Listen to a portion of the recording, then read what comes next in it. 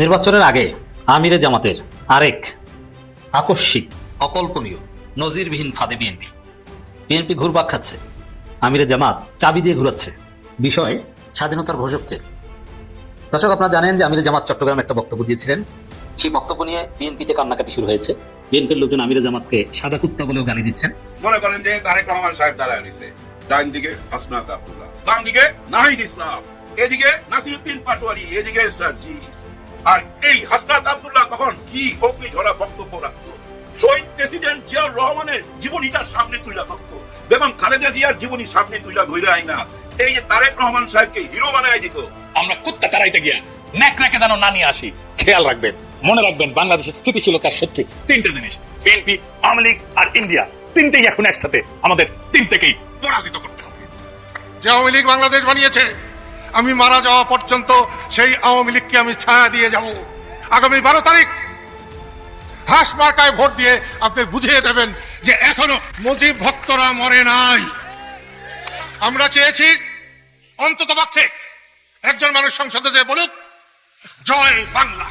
BNP 59% প্রার্থী দিন গেলাম, মানে ব্যাংকের টাকা মেরে খাইছে, লুটপাট করেছে। উই জিত বিয়ার পাবলিক কি গান গাবি, হে বিজয়ী বীর তারেক সেনা, তোমাদের ব্যাংক ঋণ কোনদিন শোধ হবে না, না না না শোধ হবে না। তুই ব্যাংকের ঋণ শোধ করবে পারিস না, তো দেশ সেবার কাজ হয়। ওই টাকা আর শোধ দিবি না, তাই ইলেকশনে দাঁড়িয়েছে। আমি ভিডিও আমি জীবনে দেখেছি, শুনে। এই জুলাইয়ের পরেও এই মিডিয়ার ভাইয়েরা দালালি বন্ধ করে নাই। সময় টেলিভিশন, 71 টেলিভিশন, বিবিসি আবার তারা দালালি শুরু করে দিয়েছে। আল্লাহ সাক্ষী, আমি সাক্ষী, আমি দেখেছি এজেন্সি যে রিপোর্ট লিখে দেয়, বিবিসি 71 সময় টিভি সেই রিপোর্ট তারা পাবলিশ করে। এই বিবিসি 71 এবং সময় টেলিভিশন হাত বদল হয়েছে, কিন্তু চরিত্রের বদল হয় নাই। আপনাদেরকে আবারও জনগণের কাজ করায় যার করাবো ইনশাআল্লাহ। ধানের শীষে কপিল দাদা সালাম নেন। না, আমি সেটা বলতে পারি না। না না দেন। আচ্ছা, আপনি আমাকে চিনলেন, এখন আপনারা আমি চিনছি, আপনাকেও ভোট দিচ্ছি ইনশাআল্লাহ। কিন্তু এখন আমরা এখানে ভোট আমি দিতে পারবো না, কারণ আপনারা আচ্ছা ঠিক আছে, শুনুন, ভোট না দেন। আপনি আমার একটা কথা শুনুন, আমি আপনাদের চেয়ারম্যান না, আপনারা আমাকে ভোট দিয়ে চেয়ারম্যান বানাইছিলেন না। আপনাদেরকে আমি অনেক ভালোবাসি। কেন ভালোবাসি? কারণ আপনারা আমাকে ভোট দিয়ে বানাইছিলেন, আপনাদের জন্য কিছু করতে পারিনি। এখন যদি আমার বিএনপি দল ক্ষমতা আসে, তাহলে আমি চিতলমারি কাশি আপনাদের লড়াই করে ভালো ভালো রাস্তা করে দিতে পারবো, ছেলেমেয়েদের জন্য কিছু করতে পারবো। আপনাদের জন্য কিছু করবো না বলেন? জিয়াউর রহমান সাকসেসফুল রাষ্ট্র না হইতে পারছিলেন, কারণ তিনি বাইসা সব মালগুলারে দেশ চালানোর দায়িত্ব দিয়েছিলেন। ওনারা যে মেধাতেই সেরা ছিলেন তাই না, রাজনৈতিক পরিপক্কতায় ছিলেন সেরা। তাদের কেউ খালেদা জিয়ার টাইমেও ছিলেন, যেমন ধরুন সাইফুর রহমান, বি চৌধুরী স্যার, মুশিউর রহমান জাদু মিয়া। আর দুর্ভাগ্যজনক ভাবে তারেক রহমানের আশেপাশে চলছে ধান্দাবাজ, ইতর এবং অপদার্থ গুলো। আমি বলি তারেক রহমানের চাকর বাকর।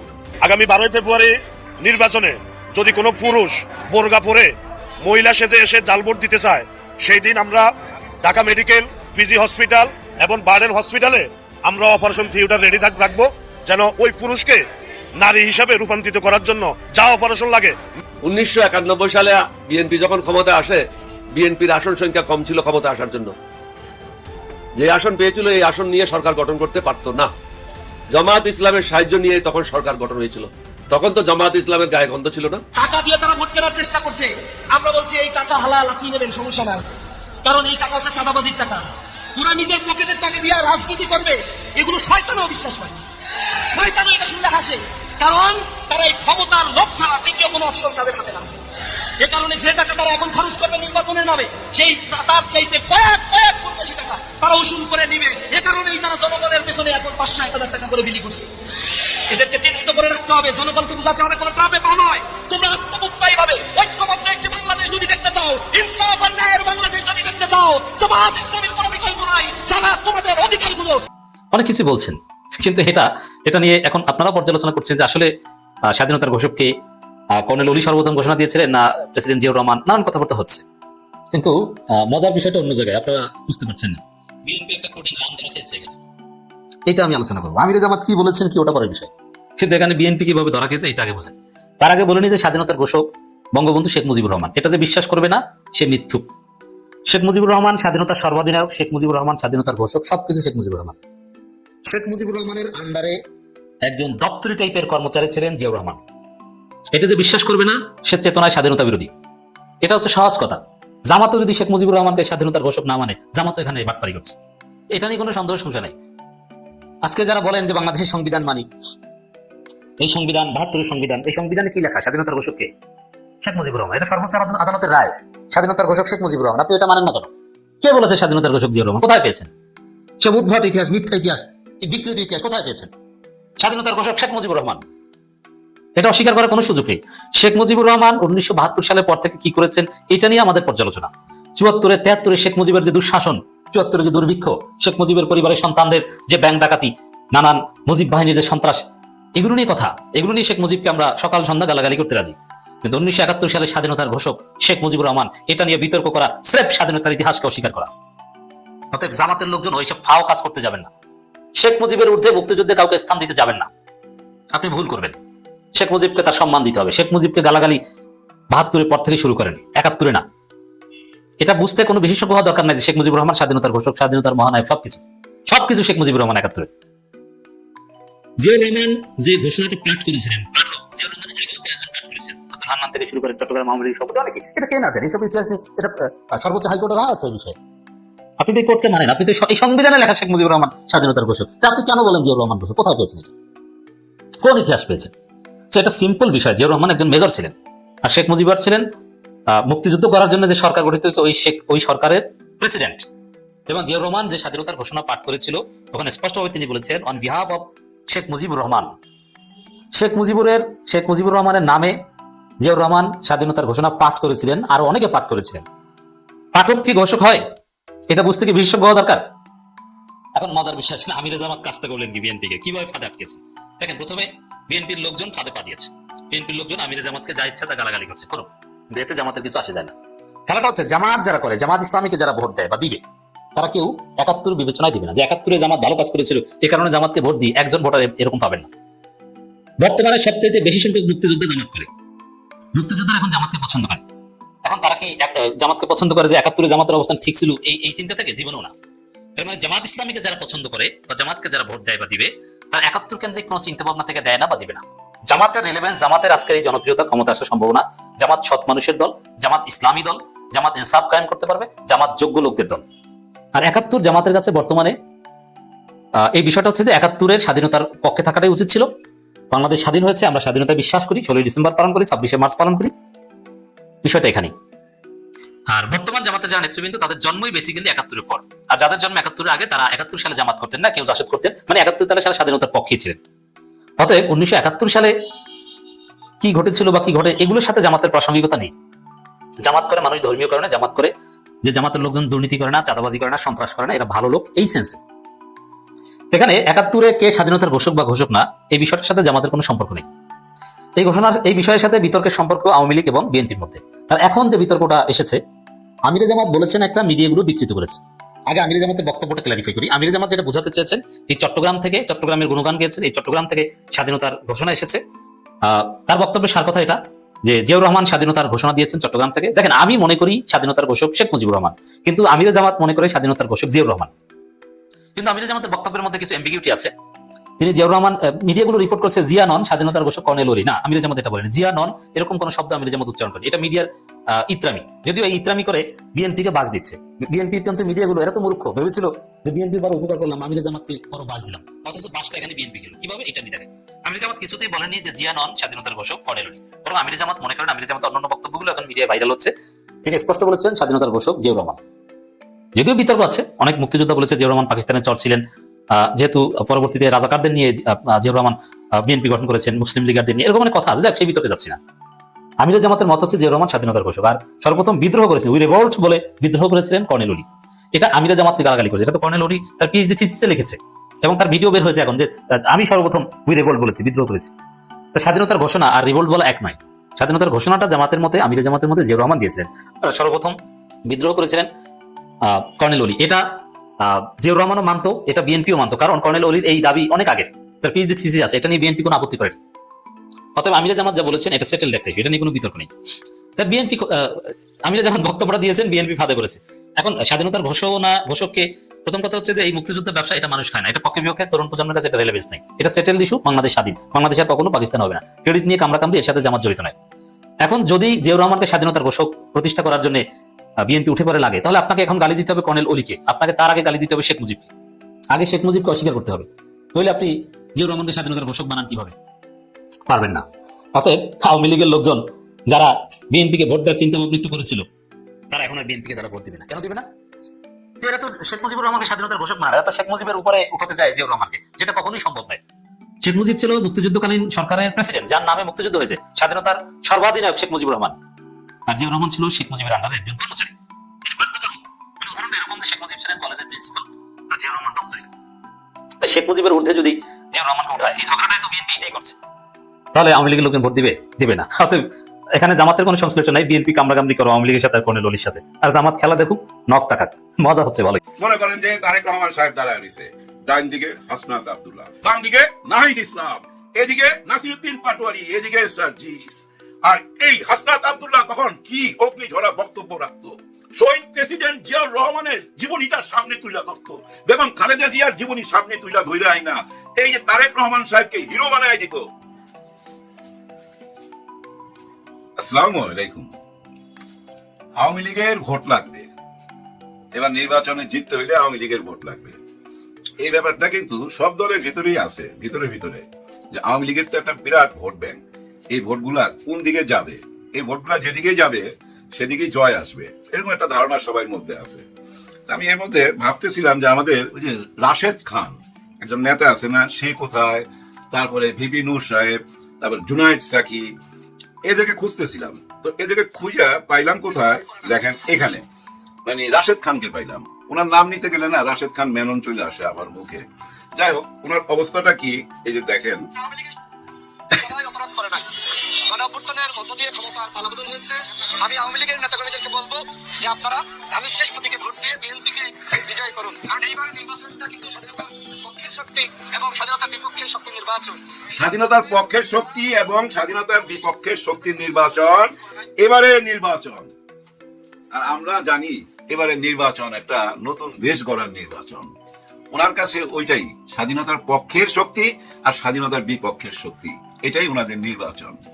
এই কথাটা উনি কেন বলতেছে, উনি কেন ভোট চাইতেছে ধানের শীষের জন্য?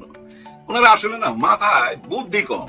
আরে ভাই, নৌকার ভোট যদি নিতে চান আমার পরামর্শ নেন, আমি আপনাদের বুদ্ধি দেই। এইভাবে ভোট চায়া নৌকার ভোট নিতে পারবেন না। নৌকার ভোট নেওয়ার সবচেয়ে সহজ রাস্তা, আপনি রাশেদ খান আর এই যে ভিপি নূর সাহেব, জুনায়েদ সাকি সাহেব, প্রয়োজনে আপনাদের লিডারকে নিয়ে আপনারা কয়েকজন গুরুত্বপূর্ণ মানুষ যারা আছেন সবাই মিলা কোথায় যাবেন জানেন? গোপালগঞ্জের টঙ্গিপাড়ায়, ওইখানে চলে যান। ওইখানে বঙ্গবন্ধুর মাজারে যায় মোনাজাত করেন, টোটাল মিডিয়াকে খবর দেন, টোটাল মিডিয়া আপনাদের সঙ্গে যাবেই। আর ওই মোনাজাতের মধ্যে মনে রাখতে হবে, একটা কথা বলতে হবে জোরে, বঙ্গবন্ধুকে জাতির পিতা বলতে হবে, এবং বাংলাদেশের স্বাধীনতা দুইজন মানুষ আনছে, এই দুজনের নাম উচ্চারণ করতে হবে, বঙ্গবন্ধু শেখ মুজিবুর রহমান এবং শহীদ প্রেসিডেন্ট জিয়াউর রহমান।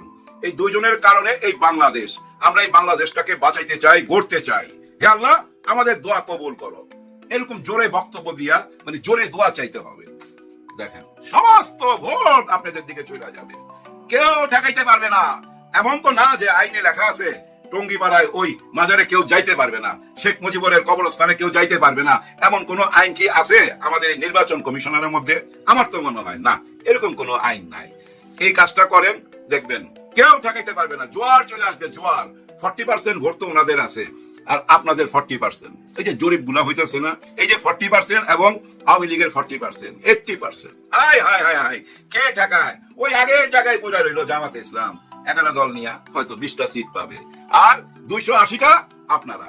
যদি একবার যাইতে পারেন টঙ্গিপাড়ায়, সহজ রাস্তা বললাম ভাই, সহজ রাস্তা, অন্যভাবে কেউ নিয়েন না। কারণ আপনারাই তো বলতেছেন আমাদেরকে ভোট দেন, আপনাদের সঙ্গে আছি। আপনারাই বলতেছেন যেসব মামলা ধামলা হয়েছে এগুলা সব উঠে নেবো, আমাদেরকে ভোট দেন। কিন্তু কথা হয়েছে কি জানেন, যাদের বিরুদ্ধে মামলা হয়েছে তারা তো জানে, যারা জেলে গেছে তারা জানে, যে পরিবারে একটি মানুষ জেলে গেছে ওই পরিবারের কি অবস্থা হয় তারা জানে। আপনারা যারা মামলা বাণিজ্য করছেন, দাবড়াইছেন, দৌড়াইছেন, ঘরে ঘুমাইতে দেন নাই গত 16 মাস, এখন যত কথাই বলেন না কেন বিশ্বাস করবে না। হ্যাঁ, ওরা বুঝতেছে তো ভোটের জন্য বলতেছেন। আওয়ামী লীগ থেকে 3টা ভাগ আছে ভাই। একটা ভাগ এই যে এখন যাদের কথা বললাম, যাদের উপরে জুলুম হয়েছে গত 16 মাস, যারা বাঁচার জন্য আশ্রয় খুঁজতেছে, এরা কাদেরকে ভোট দিবে?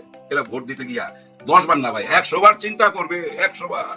এদের ভোট কোন দিকে যাবে আপনারা বই জানেন। আমাকে যারা জুলুম করছে, আমার উপরে যারা অত্যাচার করছে, আমি তাকে ভোট দেবো নিশ্চয়ই না।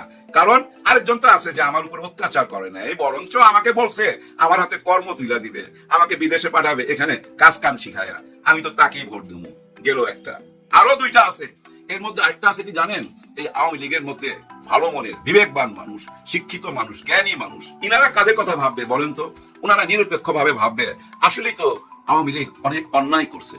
36 দিনে 1,500 মা বোনের বুক খালি করছে, 25-26 হাজার ভাই বোনকে পঙ্গু করছে, হাসপাতালে গেছে, হাসপাতালে চিকিৎসা নিতে দেয় নাই, ওইখানে যায় বলে আসছে এদেরকে কেউ চিকিৎসা দিবা না, এদেরকে পাইলে পুলিশে ধরায় দিবা। আওয়ামী লীগের মাইন্ডের যারা ডাক্তার ছিল ওইসব ডাক্তাররা চিকিৎসা দেয় নাই। কত নিষ্ঠুরতা চিন্তা করেন।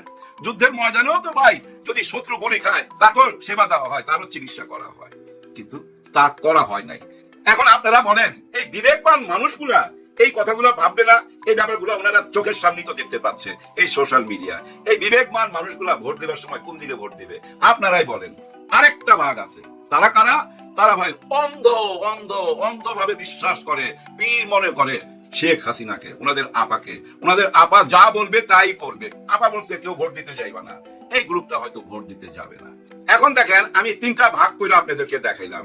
প্রথম ভাগ, যাদের উপরে জুলুম হয়েছে ওরা কোন দিকে ভোট দিবে? আপনি আমার উপরে জুলুম করছেন, আমি ভোট দেবো না।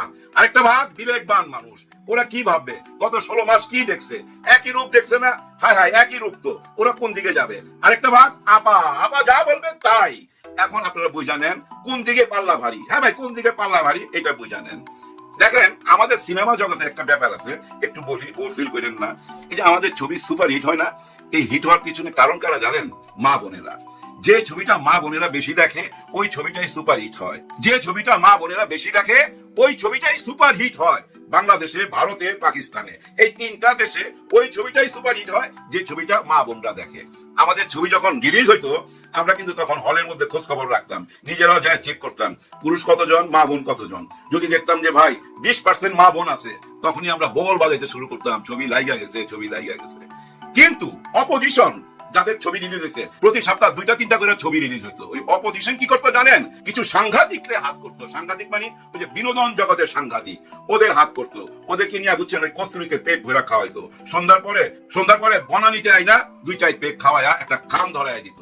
আর তারা পত্রিকায় কি লিখতো? এই ছবিতে কাটপিস আছে, এই ছবিতে নোংরামি আছে, খোলামেলা গান আছে, এই ছবি মা বোনরা দেখবে না, এরকম প্রচার করতো। কিন্তু লাভ হইতো না, কারণ ছবি সেল বাইরে যায়। ওই যে মুখের পাবলিসিটি, প্রথমে যে ওই যে 20 ভাগ দেখছে এরা যায় সবার কাছে বলছে, যার জন্য আরো ঢল নামতো। আর মা বোনরা তো একা আসে না, সন্তানকে নিয়ে আসে, বান্ধবীকে নিয়ে আসে, হাজবেন্ডকে নিয়ে আসে, ভাইকে নিয়ে আসে, মানে একজন দেখতে আসলে 2টা টিকিট কাটে। এইভাবে ছবি সুপার হিট হয়ে যাইতো। একই জিনিস এই নির্বাচনের সময় হয়েছে। এইখানে ভাই নারীরা মানে মা বোনরা যেদিকে ঝুঁকা পড়বে সেদিকেই ভাই জয় হবে। তাদেরই নির্বাচন সিনেমার মতো ওই সুপার ডুপার হিট হয়ে যাবে।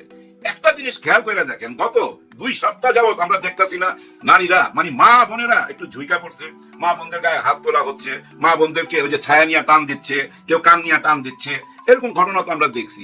মসজিদের ভিতরের ঘটনাও দেখছি। গতকালকে নির্বাচন কমিশনারের কাছে যায়া মা বোনরা ওইখানে প্রতিবাদ করছে ভাই, প্রতিবাদ করছে। যেভাবে ইংলিশে বলছে, হায় হায়, আমি তো ঘাবড়ে গেছি। হায়, জামাতে ইসলামের মধ্যে এমনও আছে? হ্যাঁ ভাই, উনি ডিগ্রিধারী একজন ডাক্তার, ওই মা ওই বোন বলতেছে আমাদের অধিকার হরণ করা হচ্ছে, আমরা নির্বাচনী প্রচারণা জিতে পাচ্ছি না, আমাদেরকে বাধা দেওয়া হচ্ছে।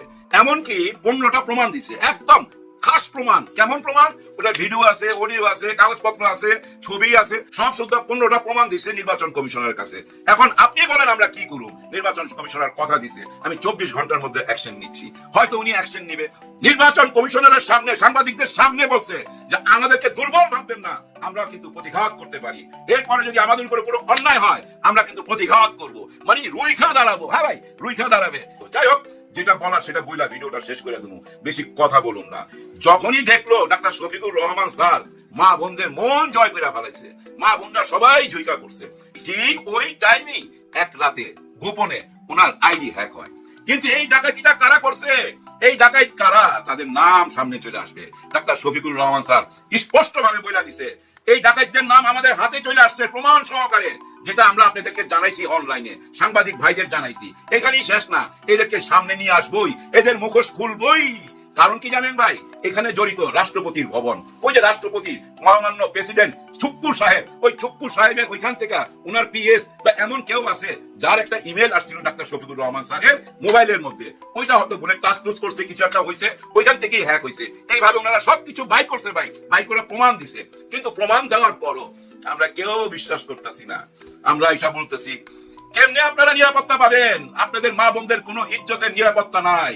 এদের হাতেই তো আপনারা ৭১-এ লাঞ্ছিত হয়েছিলেন, ধর্ষণ হয়েছিলেন, বঞ্চিত হয়েছিলেন। এরাই তারা, এরা আবার আপনাদের ইজ্জত নিয়ে খেলতেছে। এরা বলছে আপনারা যারা কাজ কাম করতে যাবেন, যারা ঘর থেকে বাইরে হইবেন কর্মের জন্য, তারা হচ্ছে পতিতা, এরকম একটা কথা। এই কথাটা সবাই সামনে ঢোল পিটায়া বইলাই যাইতাছে। মানুষ কি বিশ্বাস করতেছে? না, মানুষ বিশ্বাস করতেছে না। আরো বিশ্বাস করবে না কখন জানেন? যখন টোটাল প্রমাণ আইনা ওনারা সামনে তুলে ধরবে। আমি বলবো জামাত ইসলামকে 24 ঘন্টার মধ্যে টোটাল প্রমাণ সামনে দেন। কারা জড়িত আপনারা জানেন, কেন মুখ খুলতেছেন না? নিশ্চয়ই আপনারা জানেন। এমনও হইতে পারে আমাদের দেশের কোন এজেন্সি এর সাথে জড়িত। হ্যাঁ ভাই, কোন এজেন্সি জড়িত, তাইলে রাষ্ট্রপতি ভবনের সাথে কেন সম্পর্ক? এই কথাটা কেন সামনে আসবে? এটা সবাই সামনে 24 ঘন্টার মধ্যে তুলে ধরেন, দেরি করবেন না। দেখেন না, 24 ঘন্টার মধ্যে ঝাড়ু মিছিল বাই করে ফেলাইছে, জুতা মিছিল বাই করে ফেলাইছে, স্লোগান চেঞ্জ হয়ে গেছে, শফিক্কা। এটা কিন্তু আপনারা যেটা করলেন, এটা কি করলেন জানেন? ডাস্টবিনের ঢাকনাটা নিজের হাতে খুইলা দিলেন। হ্যাঁ ভাই, নিজের হাতে ঢাকনাটা খুইলা দিলেন, শফিক্কা কইলা। দেখেন না, মাঝরাতে ছাত্র শিবির কিভাবে গর্জন করে মিছিল নিয়ে বেরিয়েছে। ওই মিছিল থেকে যে স্লোগান গুলো আসছিল ওগুলার আমি মুখে উচ্চারণ করতে চাই না, কারণ ওই যে ডাস্টবিনের ঢাকনাটা আপনারা খুইলা দিয়েছেন, এখন দুর্গন্ধ বাইর হইতেই থাকবে। এই দুর্গন্ধ চলতে থাকবে কিন্তু ভাই এই নির্বাচন পর্যন্ত। হ্যাঁ ভাই, 12 তারিখ পর্যন্ত চলতে থাকবে। কারণ কি জানেন? একটা ছোট্ট ব্যাপার যেখানে একজন নেতা নিজে বলতেছে স্টেজে দাঁড়ায় যে আমার আইডি হ্যাক হয়েছে, সেটার আমি প্রমাণ দিছি, মা বোনদের কাছে আমাকে ছোট করার জন্য এই কাজটা করা হয়েছে। যেখানে একজন নেতাই কথা বলতেছে, সেখানে আরেকজন নেতা বলতেছে আইডি হ্যাক হয় নাকি? আইডি আবার কেমনে হ্যাক হয় এত বড় নেতা? এখন এগুলা মিথ্যা কথা বলতেছে, নিজের গা বাঁচাইতেছে। আপনারা কিন্তু এদেরকে ভোট দিবেন না। আপনাদের ইজ্জত, মান, সম্মান, নিরাপত্তা কিছুই নাই এদের হাতে, কারণ এরা সেই ৭১-এর সেই মা বোনদের ইজ্জত নিয়ে এরাই খেলছিল। এই কথাগুলা বলা হচ্ছে, আর এই কথাগুলা বলার জন্যই কিন্তু এনসিপি কে ওনারা সাথে নেয় নাই। একটা টাইমে দেখেন নাই এনসিপি তাদের সঙ্গে যাইতে চাইছে। আসিফ মাহমুদ সজীব ভুঁইয়া এই যে ধানমন্ডি থেকে দাঁড়াইতে চাইছিল, ওনার ঠিকানা বদল কইরা গ্রাম থেকে এখানে বাসা ভাড়া নিছিল। আমরা তো জানি বিএনপির সঙ্গে ওনারা যাবে। কেন যায় নাই, কেন নেয় নাই? এটা কি বুঝতে পারছেন? নেয় নাই শুধু একটাই কারণে, এদেরকে যদি আমরা নেই, মানে এনসিপি কারা? এরা শেখ হাসিনাকে এই দেশ থেকে তাড়াইছে, তাই না? এখন যদি আমি এদেরকে সাথে নেই নির্বাচনে, তাইলে তো আওয়ামী লীগ আমারে ভোট দিবে না। এই আওয়ামী লীগের ভোটের জন্যই কিন্তু সাথে নেয় নাই। আরেকটা কারণে নেয় নাই, কি সেটা? এরা ভারত বিরোধী কথাবার্তা বলে। এরা যদি আমার দলে থেকে আবার ভারতের বিরুদ্ধে মুখ খোলে, তাহলে তো আমি ওইখানে ছোট হয়ে যাবো, তাই না? পার্শ্ববর্তী দেশের সাথে সুসম্পর্ক রাখতে চায়, তাহলে তো ওই সম্পর্কটা থাকে না। এই একটা কারণ। আরেকটা, এই আওয়ামী লীগের ভোট ব্যাংকটা বিশাল বড় ভোট ব্যাংক, তো এই ভোট ব্যাংকটা হারাইতে চায় নাই, যার জন্য বর্তমানে ওনাদের নেতা কর্মীরা দেখেন না স্টেজ থেকে ভুলে জয় বাংলা বইলা ফেলাইতেছে, শেখ খালেদা বেগম বলতেছে, শেখ তারেক রহমান বলতেছে। ভুল ভ্রান্তি হচ্ছে না? হচ্ছে। তো ওই একটা কারণে হিসাবটা মিলছে, এই জন্য নেয় নাই। কিন্তু নিলে কি হইতো? হাই আজকে নিলে অন্য চেহারা হইতো না? মনে করেন যে তারেক রহমান সাহেব দাঁড়ায় রয়েছে, ডান দিকে হাসনাত আব্দুল্লাহ, বাম দিকে নাহিদ ইসলাম, এদিকে নাসিরউদ্দিন পাটোয়ারি, এদিকে সার্জিস। আর এই হাসনাত আব্দুল্লাহ তখন কি অগ্নিঝরা বক্তব্য রাখতো, শহীদ প্রেসিডেন্ট জিয়াউর রহমানের জীবনীটার সামনে তুলে ধরতো, বেগম খালেদা জিয়ার জীবনী সামনে তুলে ধরে আইনা এই যে তারেক রহমান সাহেবকে হিরো বানায় দিত। এমনকি এমনও কথা বলতো ক্যান্টনমেন্টের দিকে হাত বাড়ায়া, আপনারা কারা? তাদেরকে সামনে আসতে হবে। কেন আমাদের লিডারের গায়ে হাত তুলছিলেন? আপনারা কারা? তারা আপনাদেরকে দেখতে চাই। আমাদের লিডারের কোমর ভেঙে দেওয়া হয়েছিল, তার কাছ থেকে মুসলেখা নেওয়া হয়েছিল। ওনার মতো একজন নেতাকে দাবায় রাখতে পারছেন? পারেন নাই। আমরা 24 এবং ৭১ একসাথে হয়ে গেছি। এরকম ভাই বক্তৃতা দিত না? এই যে নাসিরউদ্দিন পাটোয়ারি কি বলতো মির্জা আব্বাসের পাশে দাঁড়ায়া? আপনারা যারা মির্জা আব্বাসকে ছোট করে কথা বলেন, উনার বাবার কথা তুলে আনেন। উনার বাবা দপ্তরি ছিল, সিঙ্গারা বানাইছে, পিয়াজু বানাইছে, এইসব কথা বলবেন না। উনি নিজের পায়ে দাঁড়াইছে, নিজের গুণে। উনি শিক্ষিত, জ্ঞানী, উনার ব্যাংক আছে। উনি নারীদের অধিকার, সম অধিকার দিতে চায়, যার জন্য উনার বিবিকে, উনার ওয়াইফকে নির্বাচনের মাঠে নামায় দিছে। উনাকে নিয়ে আরেকটা বাজে কথা শুনতে চাই না। উনি হচ্ছেন আমাদের মুক্তিযোদ্ধা। এই মির্জা আব্বাস কে বলতেছে? নাসিরউদ্দিন পাটোয়ারি। কে বলতেছে? নাসিরউদ্দিন পাটোয়ারি। কারণ উনারা তো উনাদের সঙ্গে যদি জোট হইতো, হায় কি হারাইলেন। গুপ্ত রত্ন হারা হারাইছেন তো ভাই, গুপ্ত রত্ন। দেখেন একজন হাসনাত আব্দুল্লাহ আজকে মাঠ গরম করে রাখে, এরকম একজন নেতা হারাইছেন। আপনাদের সঙ্গে থাকলে আছে কিন্তু অন্য কথা হইতো ভাই, হ্যাঁ ভাই, অন্য ফলাফল হইতো। কারণ বুক ফুলাইয়া লিডার বলতে পারতো 71-এ শহীদ প্রেসিডেন্ট জিয়াউর রহমান স্বাধীনতা ঘোষণা করছে, আর এই 24 আমাদের। আমি ছিলাম সেই মাস্টার মাইন্ড, এরাই ছিল আমার গুপ্ত বাহিনী, এদেরকে নিয়ে আমি দেশটা করতে চাই। ভোট পাইতো ভাই, ভোট পাইতো সবাই, এদিকে ঝুঁকা পড়তো তো এইদিকে চলে আসতো সবাই, একা হয়ে যেত তো জামাত ইসলাম, হ্যাঁ একা হয়ে যেত। আমি বহুবার বলছি যে জামাত ইসলামের জন্য বিএনপি বা আওয়ামী লীগ চ্যালেঞ্জ না, চ্যালেঞ্জ ছিল ওই 8টা দলকে এক করা, যেটা এখন 11 দল হয়েছে। এটাই সবচেয়ে বড় চ্যালেঞ্জ ছিল। ভাই ব্রাদার, বিদায়ের আগে একটা কথা বলবো, শেখ হাসিনাকে যারা ভয় পায় নাই, হ্যাঁ ভাই, শেখ হাসিনার যে বাহিনী ছিল টোটাল ওই পার্শ্ববর্তী দেশের সহযোগিতা নিয়ে বিশাল বাহিনী, তো যেটা 16 বছর কেউ হিলাইতে পারে নাই, সেই শেখ হাসিনাকে যদি ফুদিয়া উড়াই দিতে পারে 5ই আগস্টে, হায় হায়, দেখেন উনার ভাগ্যে খাবারটাও তখন জোটে নাই। গরম গরম খাবার, মুরগির রান টান খাবার টেবিলে, ওই যে বলে না রিজিক তোমার যেখানে লেখা সেখানেই তোমার খাদ্য। ওনার খাদ্য লেখা ছিল, ওনার রিজিক লেখা ছিল দিল্লিতে, এখানে টেবিলে পড়ে রয়েছে। আর যারা ওই ভিতরে ঢুকে গেছিল ওদের রিজিক ছিল ওই মুরগির রান, ওই মুরগির রান খায় খায় আমাদের দেখাইতেছিল না, ওই মুরগির রান এদের রিজিকে ছিল। যারা এরকম ঘটনা ঘটাই দিতে পারে তাদেরকে ভয় দেখায় লাভ নাই, তাদের আইডি হ্যাক কইরা ওইসব কথা বইলা যে ওনারা নারী বিদ্বেষী বইলা লাভ নাই, কেউ বিশ্বাস করবে না, কোন ষড়যন্ত্রই আটকাইতে পারবে না। যত রকম বুঝিবি ছড়ান না কেন, সফল হইতে পারবেন না। দেখেন